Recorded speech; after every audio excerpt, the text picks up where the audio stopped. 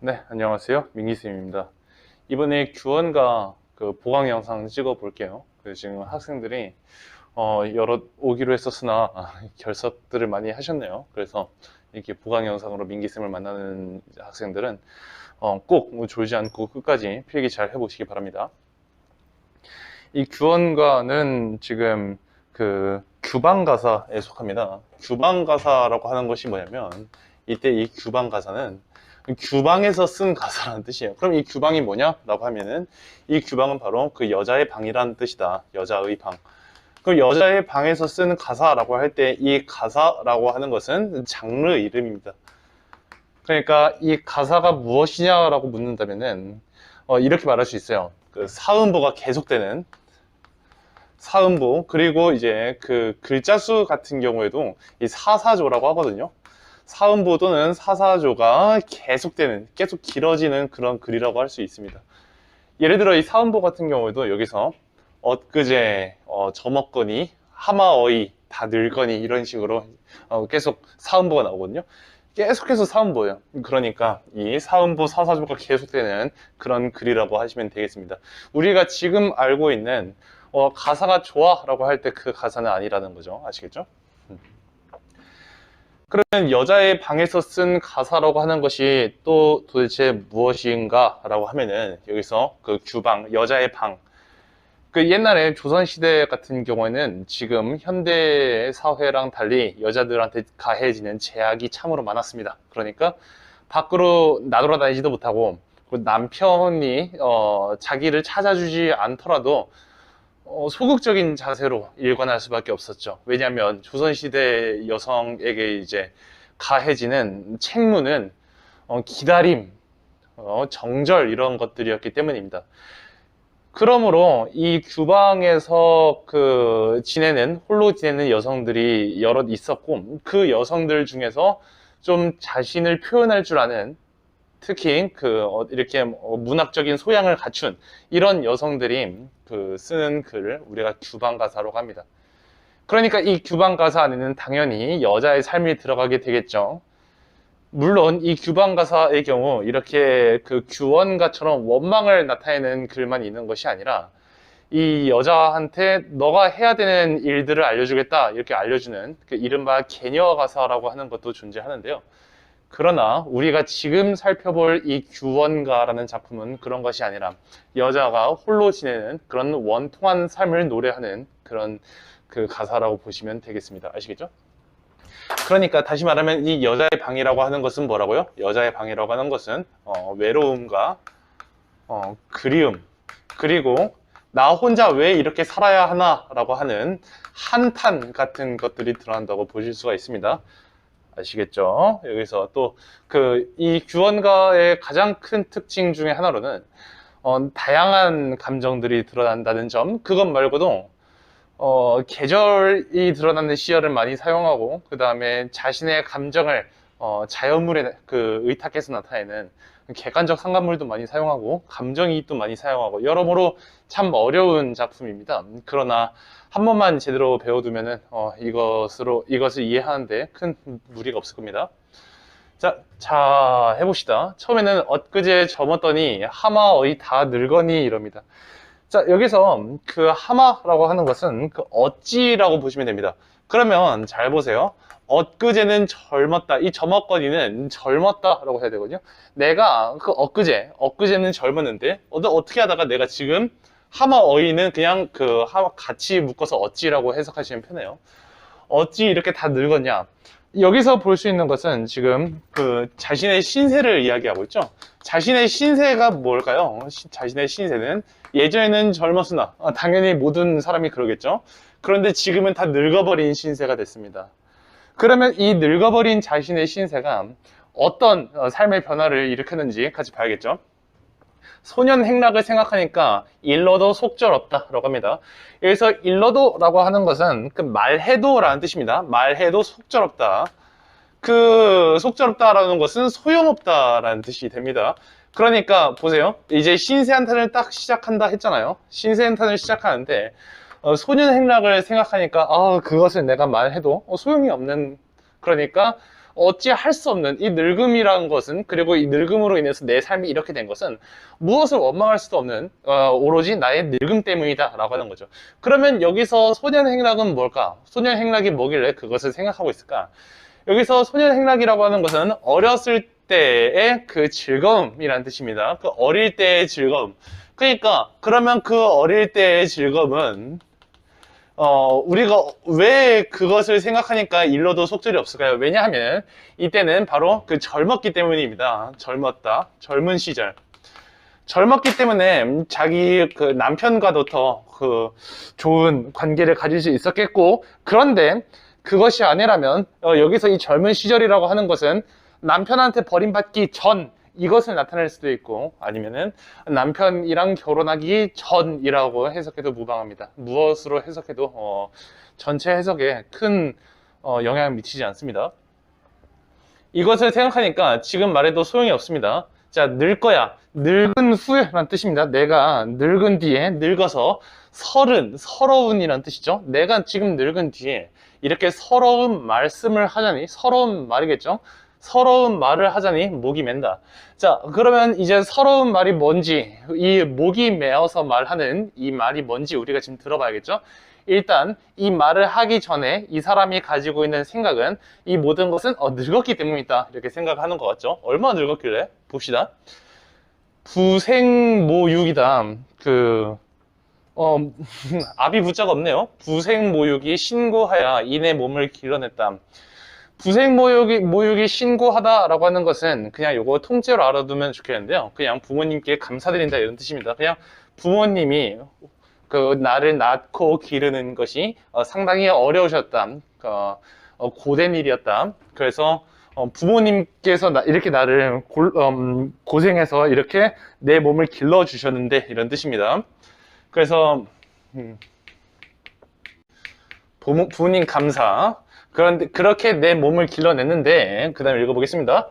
공후배필은 못 바라도 내가 군자호구를 원했다. 자, 공후배필이라고 하는 것은 뭐냐면 아주 높은 벼슬아치의 양반, 그 벼슬아치의 그 아내. 그러니까 다시 말하면 내가 이거 듣는 학생들이 이제 여학생뿐만 아니라 남학생도 있을 텐데 한번 상상해 보세요. 내가 여자로 자랐어.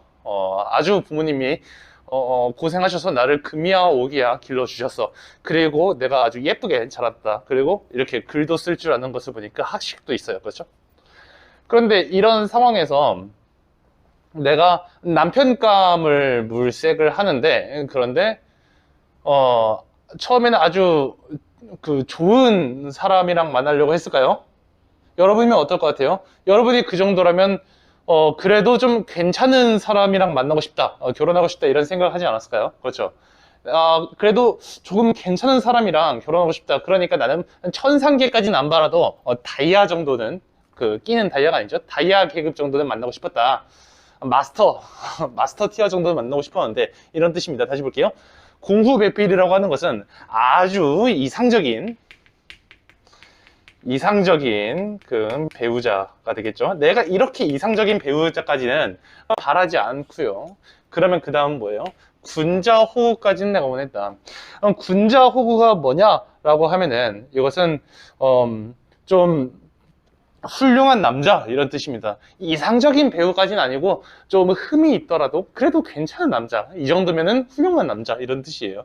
그래서 여기서 군자호구라고 하는 것은 현실적인 희망입니다. 희망사항이었죠. 그 현실적인 희망사항으로 내가 군자호구를 원한 거예요. 그러니까 이 군자호구라고 하는 것은 훌륭한 남편 정도다라고 볼 수가 있어요. 그래도 좀 모자라도 훌륭한 남편을 내가 원했다. 이렇게 훌륭한 남편을 원했는데, 그런데 내 남편 누가 왔는지 한번 보겠습니다. 자, 내 남편 삼생의 원업이냐 아니면 월하의 연분인가, 장한 유협 경박자를 꿈같이 만나 있어 라고 합니다. 삼생의 원업이라고 하는 것은, 자, 내가 세 번의 생 동안, 그러니까 지금이 나의 현재 생이라면 요것에 전생이 있을 수 있고, 그것에 전생이 있을 수 있고, 그것에 전생이 있을 수 있죠. 내가 그 세 번의 생 동안 엄청나게 안 좋은 짓들을 하고 다닌다. 그 운명, 그 불교에서 그런 게 있잖아요. 나쁜 짓 많이 하면은 다음 생에 망한다고. 그것처럼 삼생의 원업이요, 또는 월하의 연분이다. 이 월하라고 하는 것이 전설 속의 인물인데요. 월하 노인이라고 있습니다. 이 사람이 그 부부의 연을 맺어주는 사람이라고 보면 되는데, 남자랑 여자랑 부부가 될 운명을 가진 그 사람들을 이렇게 빨간 줄로 묶어줍니다. 그 남자의 요건 바지랑 여자의 이제 저고리랑 묶어줘서 쭉 당겨, 쫙 당기면은 둘이 그 아무리 피하고 싶어도 계속 운명처럼 가까워지는 거죠. 오케이? 그러니까 나는 이 남자랑 어떻게 만났나를 이제 생각을 해보면은 운명처럼 만났다는 겁니다. 그런데 이게 삼생의 원업, 그 운명이, 이것들이 운명이잖아요, 여러분. 삼생의 원업이요. 그 다음에 월하의 연분으로, 이게 임과의 만남을 운명으로 여겼다가 되는데, 그런데 이 운명이 엄청 안 좋은 건가 보네요. 그렇죠? 그래서 여기서 볼 수 있는 것은 운명론적인 사고관을 볼 수 있다. 운명론적이다 라고 하는 것은 운명에 맡기다 라는 뜻이고, 사고관이다 라고 하는 것은 그렇게 생각하는 그 가치관이라는 뜻입니다. 그러니까 이 남자랑 만난 것은 운명이라고 생각합니다. 그런데 아주 안 좋은 운명이었던 거죠. 그러니까 이 말을 왜 하는 거냐면 피할 수 없었다는 거죠. 그러니까 피할 수 있었으면 나는 이 남자를 안 만났게 했죠. 오케이? 왜냐면은 안 좋은 남편 같아요. 근데 어디서 그런 걸 알 수 있나요? 뒤에서 알 수 있는데, 미니쌤이 지금 이 해를 돕기 위해서 조금씩 스포하고 있는 겁니다. 알겠죠? 아주 안 좋아. 피할 수 없어서. 그래서 그 뒤에 장안유협의 경박자를 내가 꿈같이 만나 있다라고 하네요. 꿈같이 만났다라고 하는 것은 내가 어쩌다가 보니까 이 남자랑 만나고 있다 이런 거잖아요. 그러면 여기서 장안유협 경박자가 무슨 뜻이냐라고 하면은, 자 보세요, 이거 아주 안 좋은 뜻입니다. 장안유협의 경박자는 경박하고 방탕한 그런 사람이다. 경박하다라고 하는 것은 경박하다라고 하는 것은 좀 그 성격이 좀 문제가 있다. 그다음에 방탕하다라고 하는 것은 집안의 돈을 막 쓰는 그런 사람을 의미하겠죠. 그러니까 이 장안유협 경박자는 아주 안 좋은 사람을 내가 만났다는 겁니다. 그러니까 이것이 바로 뭐다? 남편이다. 아시겠죠? 그리고 이것이 남편에 대한 원망을 표현하고 있는 것이다. 이렇게 살펴볼 수가 있겠습니다. 자, 그래서 여기까지 볼게요. 당시에 용심하기를 살얼음 디디는 듯했다. 당시라고 하면은 결혼한 그 당시겠죠? 결혼한 그 당시에 용심이라고 하는 것은 여기서 용자가 사용하다 용자입니다. 그러니까 사용하다, 마음을 사용하는 것이. 그러니까 이제 여자가 시집을 오잖아요. 그럼 특히나 조선시대 때는 시집살이라는 것이 매우 심했대요. 남학생들이 많으니까 시집살이가 무슨 뜻이냐라고 하면은 여성이 안 그래도 이제 가부장제 사회에서는 조금 더 낮은 계급을 차지하게 되겠죠. 가부장이 아니니까요. 그러니까 그 가부장이 있고, 그 다음에 그 시어머니가 있고, 또 시아버지가 있는, 장인어른 아니죠. 그 시아버지가 있는 그런 집에 내가 들어가서 살게 되는 겁니다. 그렇죠? 그렇게 살게 되는 거니까 눈치를 많이 보게 된다 이거예요. 오케이? 그러니까 시집살이 와서 그때 당시를 회상하고 있는데, 그 당시에 용심하기를 내가 살얼음 디디는 듯 했다. 마음을 쓰기를 이렇게 살얼음 디디는 것처럼 너무 조심하였다. 이렇게 읽을 수가 있겠죠. 그러니까 여기서는 나한테는 큰 문제가 없어 보이네요. 조심도 잘 했어요. 그리고 이때 당시를 지금 뭐 하고 있어요? 회상하고 있구나. 이렇게 읽으시면 되겠죠. 그렇죠? 넘어가 보겠습니다. 그래서 잘 보세요. 3호 28이 겨우 지나서 천년 여질이 겨우 이렇습니다. 그러면 여기서 3528이라고 하는 것은 무슨 뜻이냐? 이것은 나이를 나타내는데요. 35라고 하면은 곱해보세요. 3 곱하기 5는 15죠. 그 다음에 2 곱하기 8은 2 곱하기 8이 18이 아니죠. 2 곱하기 8은 16이죠. 그러니까 3528이라고 하는 것은 15세랑 16세를 말합니다. 그럼 왜 하필 15세랑 16세라고 하나? 우리가 예전부터 그 28청춘이라는 말이 있었습니다. 들어보셨어요? 여기서 28청춘이라는 말은 가장 젊고 예쁠 때, 그러니까 지금의 가치관이 아니라 옛날 가치관이겠죠. 가장 젊고 예쁠 때, 그때를 말하는 겁니다. 그래서 15세랑 16세, 그때 내가 지날 때는 천연 여질이 절로 여기서 천연 여질이라고 하는 것이 무슨 뜻이냐면 아름다운 모습이란 뜻입니다. 자, 잘 보세요. 3528이 지날 때는 이때는 젊었을 적이잖아요. 우리가 아까 위에서 어떤 내용이 있었죠? 그렇죠. 지금의 나는 늙었다고 했잖아요. 그리고 젊었을 때가 엊그제 같다라고 했었잖아. 그러면서 회상을 딱 들어갔는데 젊었을 때 내가 어땠다? 천연 여질이 이었다. 그러니까 아름다운 모습이었어, 내가 그때. 그런데 보세요. 그때 당시에 결혼을 한 거죠. 그래서 이 얼굴, 이 태도라고 합니다. 그러면 이 얼굴과 이 태도라고 하면 이 모습, 이 태도로 100년 기약을 했다. 여기서 100년 기약이라고 하는 것은 그냥 간단하게 결혼이라고 하시면 됩니다. 내가 아주 어렸을 때 너무 예뻤어. 그때 나는 이 남자랑 결혼을 한 거야. 그런데 그때는 내 남편이 나를 잘 돌봐줬겠지요. 왜냐면 지금보다 좀 더 어리고 예뻤으니까. 좀 위험한 발언인가? 네. 그래서 이 100년 기약을 했습니다. 그러고 나서 연광이 훌훌하고 조물이 다시 하야라고 하네요. 여기서 연광이 훌훌하다라고 하는 것은 연광은 세월이라는 뜻입니다. 그래서 이 세월이 훌훌하다라고 하는 것은 빠르게 지나다. 내가 세월이 엄청 빠르게 지나고 조물이 다시 하다라고 할 때 이 조물은 조물주, 그러니까 그때 당시 신이라고 생각하시면 됩니다. 그 신이 다시 해요. 뭘 다시 해? 다시 하는 게 아니라 시기가 많다. 그러니까 내가 너무 예쁘니까 나를 시기한다는 거죠. 나를 너무 시기해서 그래서 세월이 더 빠르게 지납니다. 볼게요. 봄바람 가을물이 배울이 푹 지나듯 한다. 아까 얘기하지 않은 게 하나 있는데 아까 위에서도 살얼음 디디는 듯하다 있었죠. 그것처럼 마찬가지로 여기서 듯 나오는 게 직유법입니다. 자, 그러면 아까 거기서는 내가 마음을 아주 조심했음을, 시집살이 처음 시작할 때 내가 눈치를 많이 봤음을 살얼음 디디는 것에 비유를 했다면, 여기서는 세월이 그동안 얼마나 빠르게 지났는지를 봄, 바람, 가을물이 배울이 푹 지나듯 하다라고 했잖아요. 그 배울이 푹 지나듯 하다, 요것에 비유를 한 겁니다. 그러면 도대체 배울이 푹 지나다가 뭔 뜻이냐? 그것은 또 옛날에 천을 짜는 기계가 있습니다. 배틀이라고 하는데요. 배틀. 그것이 이제 이렇게 하면 이렇게 한번, 이렇게 한번, 이렇게 한번 하면서 천이 짜져요. 아시겠죠? 그것이 이제 아주 빠르게 움직인다고 해보자.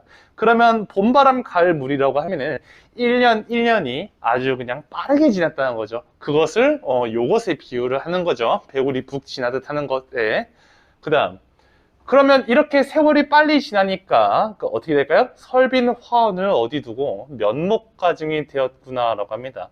그러면 설빈 화원이라고 한다면 이것은 흰 얼굴, 그러니까 꽃 같은 얼굴, 매우 예뻤던 얼굴입니다. 그러면 이 설빈 화원이 보세요. 젊었을 때 15세 16세 때 이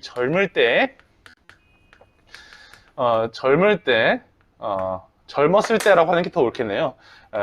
아름다운 모습이 어디 갔을까? 왜냐면은 나이 들었으니까요. 그것이 어디 두고 내가 시간이 지나니까 어떻게 돼요? 면목가증이 되었다라고 합니다. 면목가증이 무슨 뜻이냐? 그 아래 쌤이 뜻을 해놨죠. 얼굴 생김이 남에게 미움을 살 만한 데가 있다. 그러니까 직독직해를 해보자면 이거는 엄청 의역을 한 건데요. 완전 직역을 해보자면은 얼굴을 볼수록 짜증이 난다 이겁니다. 그런 친구가 있나요? 볼매라는 말이 있죠. 보면 볼수록 매력 있다. 그것처럼 이거는 볼자. 보면 볼수록 짜증이 나는 그런 얼굴이 됐다. 그러니까 시간이 많이 흐르니까 예전에 젊었을 때의 아름다움이 없어진 지금의 상황이라고 할 수가 있겠죠. 아시겠죠? 그것을 어떻게 볼 수 있을까요? 자, 여기서는 그러면 대조되는 시어가 있네요. 어떻게 시어가 대조될까요? 그렇죠. 자, 얼굴이 시어가 대조가 됩니다. 그러니까 자신의 아름다운 얼굴을 나타내는 시어랑 그 다음에 좀 이렇게 말하면 좀 그렇지만 어쨌든 시간이 많이 흘러서 늙고 추해진 자신의 얼굴, 이거를 나타내는 시어 각각이 대조가 되겠죠. 그렇죠. 여기서 바로 나오는 설빈 화환이랑 그 다음에 면목가증이 서로 대조가 됩니다. 그래서 여기서 쌤이 한번 정리해 보자면 설빈 화환, 그 다음에 면목가증, 이렇게 되는 거죠. 자, 아시겠습니까? 그러면 이거는 어렸을 때, 젊을 때, 여기는 안 쓸게요. 그리고 면목가증은 지금 내가 나이 든 거죠. 그러면 이 면목가증, 이것이 무엇의 원인이 됩니다. 무엇의 원인이 되냐면 자신의 현재 어떤 일이 벌어지고 있어요? 남편이 얘를 지금 버려버린 그런 상황이다. 이렇게 말씀을 드릴게요. 그러면 자신의 현재 가지고 있는 신세, 요것의 원인이라고 볼 수 있겠다. 무엇이? 자신의 현재 신세의 원인이 뭐라고? 내가 바로 면목가증이 되어버린 것, 그것이 바로 원인입니다. 알겠죠? 자, 내가 지금 면목가증이 되었으니까 뒤에 볼게요. 내 얼굴을 내가 보는데 거울을 본 거야. 내가 내 얼굴을 내가 보거니 어느 님이 날 괴소냐라고 할 때 이 괴다라고 하는 것은요, 사랑하다 예요. 그러니까 여기서는 무엇이 나타나고 있어요? 서리법이 나타나고 있는데 내 얼굴을 내가 보니까요, 어느 님이 나를 사랑할 것인가? 이 말의 뜻은 뭐예요? 이 말의 뜻은 아무도 나를 사랑하지 않을 것 같다. 내 얼굴을 내가 보니까, 이런 뜻이 되는 겁니다. 아시겠죠? 날 괴수냐. 그래서 스스로 참괴하니까 누구를 원망하냐라고 합니다. 참괴하다라고 하면은 이것은 부끄러워하다 합니다. 그럼 무엇을 부끄러워할까요?